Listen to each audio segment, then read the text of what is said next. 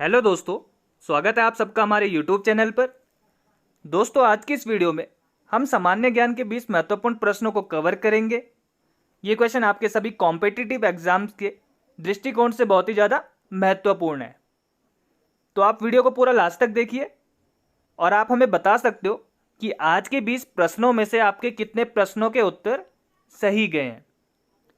और दोस्तों, अगर आपको वीडियो पसंद आता है तो आप वीडियो को लाइक कर दीजिए, ज़्यादा से ज़्यादा अपने दोस्तों को शेयर कर दीजिए और चैनल पर अगर आप नए हो तो प्लीज़ चैनल को सब्सक्राइब कर लीजिए। तो चलिए शुरू करते हैं। तो दोस्तों, आज का हमारा पहला क्वेश्चन है, विश्व पर्यटन दिवस यानी कि वर्ल्ड टूरिज्म डे कब मनाया जाता है? आपके चार ऑप्शन है, 10 सितंबर, 20 सितंबर, 27 सितंबर या फिर 25 अगस्त। तो मैं आपको बता दूं, विश्व पर्यटन दिवस मनाया जाता है आपका हर साल 27 सितंबर को। इसका उद्देश्य क्या है? तो इसका उद्देश्य है पर्यटन की भूमि के बारे में जागरूकता बढ़ाना, सामाजिक, सांस्कृतिक और आर्थिक मूल्यों को बढ़ावा देना। साथ में आपको बता दूं, संयुक्त राष्ट्र संघ ने 1980 से, ठीक है, 1980 से निर्णय लिया था कि आपका 27 सितंबर को विश्व पर्यटन दिवस मनाया जाएगा। अब 27 सितंबर को ही क्यों मनाया जाएगा? तो ये इसलिए मनाया जाता है क्योंकि इसी दिन 1970 में, यानी कि 27 सितंबर 1970 में विश्व पर्यटन संगठन का संविधान स्वीकार किया गया था। इसी कारण से आपका 27 सितंबर को मनाया जाता है विश्व पर्यटन दिवस। ठीक है दोस्तों, चलते हैं अगले क्वेश्चन पर। अगला क्वेश्चन है दोस्तों, पॉलिटिक्स इन इंडिया पुस्तक के लेखक कौन है? आपके चार ऑप्शन है, A.K. दुबे, रजनी कोठारी, रोमिला थापर या फिर विद्युत चक्रवर्ती। तो आपकी जो पॉलिटिक्स इन इंडिया पुस्तक है, इसके लेखक है रजनी कोठारी। रजनी कोठारी एक सुप्रसिद्ध राजनीति विज्ञानी, शिक्षाविद और लेखक हैं। और आपको बता दूं, इन्होंने 1963 में विकासशील समाज अध्ययन पीठ की स्थापना की थी और 1980 में इन्होंने एक संस्थान की स्थापना की थी जिसका नाम था लोकायन संस्थान।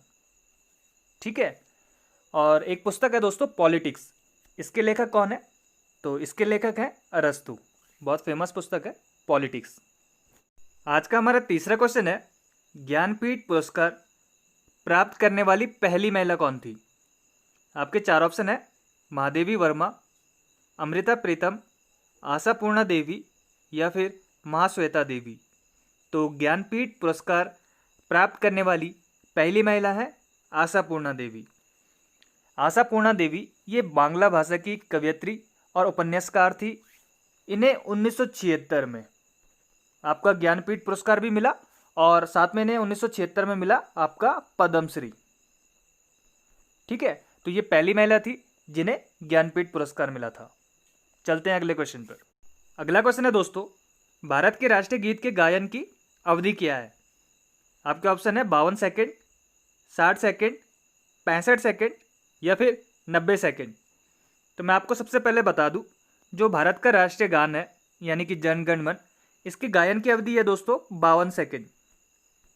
ठीक है, और आपका जो राष्ट्रीय गीत है इसके गायन की अवधि है 1 मिनट 5 सेकेंड, यानी कि आपका ऑप्शन सी राइट हो जाएगा। पांचवा क्वेश्चन दोस्तों आज का हमारा, TRAI यानी कि आपका ट्राई, इसका पूरा रूप क्या है? आपके ऑप्शन है, trans roadway authority of India. Second option है आपका, telephone regulatory authority of India. Third option है, transport and road authority of India या फिर telecom regulatory authority of India. तो इसका राइट आंसर है आपका ऑप्शन चौथा, telecom regulatory authority of India. Hindi में कहें तो भारतीय दूरसंचार विनियामक प्राधिकरण। ये भारत में दूरसंचार पर नियंत्रण हेतु एक स्वायत्त नियामक प्राधिकरण है। ठीक है, इसकी स्थापना हुई थी दोस्तों 20 फरवरी 1997 में और इसके जो प्रेजेंट टाइम में अध्यक्ष हैं उनका नाम है डॉक्टर JS शर्मा।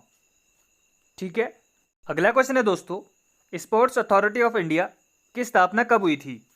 1975 में, 1978, 1981 या फिर 1984? तो मैं आपको बता दूं, स्पोर्ट्स अथॉरिटी ऑफ इंडिया की स्थापना हुई थी आपकी 16 मार्च 1984 में। ठीक है, और इसके अभी जो प्रेजेंट टाइम में महानिदेशक हैं दोस्तों, उनका नाम है नीलम कपूर। ठीक है, तो चलते हैं हम अगले क्वेश्चन पर। अगला क्वेश्चन है, एजरा कप का संबंध किस खेल से है? पोलो से, हॉकी से, फुटबॉल से या फिर शतरंज से? तो मैं आपको बता दूं, एजरा कप का संबंध है आपका पोलो से।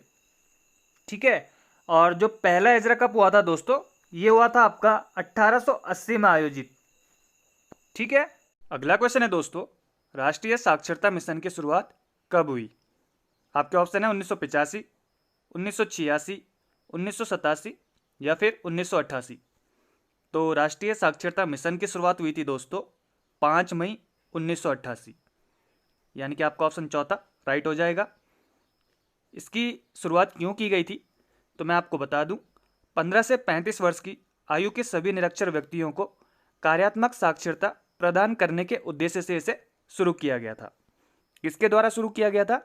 तो ये पूर्व प्रधानमंत्री राजीव गांधी के द्वारा शुरू किया गया था। साथ में आपको बता दूं, राष्ट्रीय साक्षरता दिवस ये कब मनाया जाता है? तो दोस्तों राष्ट्रीय साक्षरता दिवस मनाया जाता है आपका 8 सितंबर को। ठीक है। चलते हैं अपने नेक्स्ट क्वेश्चन पर। अगला क्वेश्चन है दोस्तों, महाबलीपुरम का रथ मंदिर किसने बनवाया? आपके 4 ऑप्शन है, नरसिंह वर्मन, विक्रम द्वितीय, पृथ्वीराज चौहान या फिर रुद्र प्रताप। तो मैं आपको बता दूं, जो महाबलीपुरम का रथ मंदिर है ये बनाया नरसिंह वर्मन ने, यानी कि आपका ऑप्शन ए राइट हो जाएगा। ये कौन थे? तो ये 7वीं 8वीं शताब्दी में एक पल्लव राजा थे। बात की जाए महाबलीपुरम की, ये कहाँ पर है? तो ये चेन्नई से 55 किलोमीटर दूर बंगाल की खाड़ी के तट पर स्थित है। चेन्नई आपका तमिलनाडु की राजधानी है। तो चलते हैं अगले क्वेश्चन पर। हमारा 10वां क्वेश्चन है दोस्तों, मशहूर पेंटिंग हंस दमयंती के चित्रकार कौन थे? आपके ऑप्शन है, राजा रवि वर्मा, ए मेनन, अमृता शेरगिल या फिर जेमिनी रॉय। तो इसका राइट आंसर है आपका राजा रवि वर्मा। हंस दमयंती के चित्रकार थे राजा रवि वर्मा। और आपको बता दूं दोस्तों, जो हंस दमयंती का चित्र था ये New York sale of modern art and contemporary South Asian art में लगभग 11.09 करोड़ में बिकी। ठीक है। और दोस्तों अगर आपको वीडियो पसंद आ रहा है तो आप वीडियो को प्लीज़ लाइक कर दीजिए, ज़्यादा से ज़्यादा अपने दोस्तों को शेयर कर दीजिए। अगला क्वेश्चन है दोस्तों, बुद्ध के जीवन की किस घटना को महावीर निष्क्रमण के रूप में जाना जाता है? उनका जन्म, उनका गृह त्याग, उनका प्रबोधन या फिर उनका महापरिनिर्वाण? तो मैं आपको बता दूं, महावीर निष्क्रमण के रूप में जाना जाता है बुद्ध के गृह त्याग को। 29 वर्ष की अवस्था में इन्होंने गृह त्याग किया था। क्यों किया? तो सांसारिक समस्याओं से व्यथित होकर इन्होंने गृह त्याग किया। और इन्हें ज्ञान की प्राप्ति कहाँ पर हुई? तो ये हुई थी बोध गया बिहार में, बोधि वृक्ष के नीचे। और आपको बता दूं, गौतम बुद्ध को एशिया की रोशनी भी कहा जाता है। ठीक है दोस्तों, चलते हैं अगले क्वेश्चन पर। अगला क्वेश्चन है दोस्तों, भारत में पहली बार जनगणना कब हुई थी? आपके 4 ऑप्शन है, 1861, 1872, 1881 या फिर 1890। तो भारत में पहली बार जनगणना हुई थी दोस्तों 1872 में। आपका ऑप्शन बी राइट हो जाएगा। किसके काल में हुई थी? तो ये लॉर्ड मेयो के काल में हुई थी। प्रथम समकालीन जो गणना हुई थी दोस्तों, ये हुई थी आपके 1881 में। और आपसे पूछा जाए स्वतंत्र भारत की पहली जनगणना, तो ये हुई थी 1951 में। ठीक है। अब तक टोटल 15 बार जनगणना हो चुकी है आपका 2011 तक। और साथ में आपको बता दूं, भारत के अभी प्रेजेंट टाइम में जो जनगणना आयुक्त है उनका नाम है विवेक जोशी। ठीक है दोस्तों। अगला क्वेश्चन है दोस्तों, भारत में प्रथम विद्युत ट्रेन कब चली? 1925, 1926, 1927 या फिर 1928? तो मैं आपको बता दूं, भारत की जो पहली इलेक्ट्रिक ट्रेन थी ये चली आपकी 3 फरवरी 1925, यानी कि आपका ऑप्शन ए राइट हो जाएगा। ये जो सेवा थी ये आपकी बॉम्बे वीटी और कुर्ला के बीच चली थी और इस ट्रेन का नाम था डेक्कन क्वीन। ठीक है। अगला क्वेश्चन है, पवन ऊर्जा के उत्पादन में भारत का विश्व में कौन सा स्थान है? दूसरा स्थान, तीसरा, चौथा या फिर 5वां? तो पवन ऊर्जा के उत्पादन में भारत का विश्व में है चौथा स्थान। पहला किसका? तो पहले में है आपका चीन, सेकंड पे कौन है? सेकंड पे आपका अमेरिका, थर्ड पे है आपका जर्मनी, चौथे पे आपका भारत आ गया, 5वें, 6ठे, 7वें पे है आपका स्पेन, इंग्लैंड और फ्रांस। ठीक है दोस्तों। अगला क्वेश्चन है दोस्तों, अलमट्टी बांध ये किस नदी पर निर्मित है? आपके ऑप्शन है कावेरी, सिलेरू, कृष्णा या फिर तुंगभद्रा। तो मैं आपको बता दूं, अलमट्टी जो बांध है ये आपका उत्तरी कर्नाटक में है और ये आपका कृष्णा नदी पे है। ठीक है, यानी कि आपका ऑप्शन सी राइट हो जाएगा। और ये जो परियोजना है दोस्तों, ये 2005 में बनकर तैयार हुई थी। ठीक है, कहां पर है? उत्तरी कर्नाटक में। अगला क्वेश्चन है, भारत का क्षेत्रफल विश्व के कुल भौगोलिक क्षेत्रफल का कितना प्रतिशत है? आपके ऑप्शन है 2.2%, 2.4, 2.8 या फिर 3.2%। तो पहले भारत का जो क्षेत्रफल है वो आपको बता दूं, वह है आपका 32,87,240 वर्ग किलोमीटर। ठीक है, और आपका जो भारत का क्षेत्रफल है ये विश्व के कुल भौगोलिक क्षेत्रफल का 2.4% है, यानी कि आपका ऑप्शन बी राइट हो जाएगा। ठीक है, और क्षेत्रफल के लिहाज से देखा जाए तो भारत विश्व का 7वां सबसे बड़ा देश है। ठीक है दोस्तों। दक्षिण भारत का मैनचेस्टर किसे कहा जाता है? आपके ऑप्शन है कोयम्बटूर, मदुरै, बेंगलुरु या फिर चेन्नई। तो मैं आपको बता दूं, भारत का मैनचेस्टर नाम से भारत में 3 शहर फेमस है। कौन कौन से?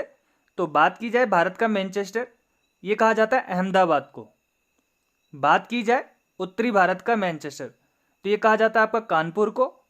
और आपसे पूछा गया है दक्षिण भारत का मैनचेस्टर, तो ये कहा जाता है दोस्तों आपका कोयम्बटूर को। ठीक है, कोयम्बटूर कहाँ पर है आपका? तो ये तमिलनाडु में। ठीक है, तो आपका ऑप्शन ए राइट हो जाएगा। अगला क्वेश्चन है, प्रथम क्षेत्रीय ग्रामीण बैंक की स्थापना किस वर्ष की गई? 1977, 1976, 1974 या फिर 1975। तो जो पहला क्षेत्रीय ग्रामीण बैंक था इसकी स्थापना की गई थी दोस्तों 2 अक्टूबर 1975, यानी कि आपका ऑप्शन डी राइट हो जाएगा। और साथ में आपको बता दूं, जो पहला क्षेत्रीय ग्रामीण बैंक था इसका नाम था प्राथमा बैंक। ठीक है, और नरसिंह समिति की सिफारिश के तहत इंदिरा गांधी की सरकार के कार्यकाल में इसे लागू किया गया था। ठीक है। अगला क्वेश्चन है, 52वां संविधान संशोधन अधिनियम 1985 किससे संबंधित है?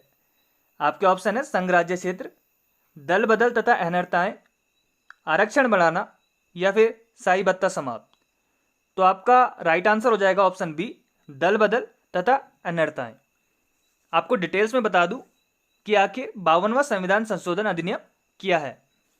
इस संशोधन द्वारा ये व्यवस्था की गई है दोस्तों कि यदि संसद सदस्य या विधानसभा सदस्य ये दल बदल करता है या फिर दल द्वारा इसे निकाल दिया जाता है जिसने उसे चुनाव में खड़ा किया था, या कोई निर्दलीय उम्मीदवार है जो चुने जाने के 6 महीने के अंदर किसी राजनीतिक दल का सदस्य बन जाता है, वो सदन का सदस्य होने के अयोग्य करार दिया जाएगा। ठीक है, इस अधिनियम में आपका राजनीतिक दलों के विभाजन तथा विलय के संबंध में समुचित प्रावधान है। ठीक है, तो चलते हैं हम अपने अगले क्वेश्चन पे। आज का हमारा लास्ट क्वेश्चन है दोस्तों, दिल्ली के सुल्तान बलबन का पूरा नाम क्या था? जलालुद्दीन, इल्तुमिश, गयासुद्दीन या फिर कुतुबुद्दीन। तो मैं आपको बता दूं, बलबन का पूरा नाम था गयासुद्दीन बलबन, यानी कि आपका ऑप्शन सी राइट हो जाएगा। इसका एक और वास्तविक नाम था बहाउद्दीन। ठीक है, ये दिल्ली सल्तनत में गुलाम वंश का एक शासक था और इसने आपका 1266 से 1286 तक राज्य किया। ठीक है दोस्तों। और दोस्तों, मैंने आपसे पिछली वीडियो में क्वेश्चन किया था, विश्व का सबसे बड़ा चाय निर्यातक देश कौन सा है? आपके ऑप्शन थे श्रीलंका, केनिया, भारत या फिर चीन। तो बात की जाए अगर चाय के निर्यातक देश की, तो इसमें केनिया सबसे आगे है।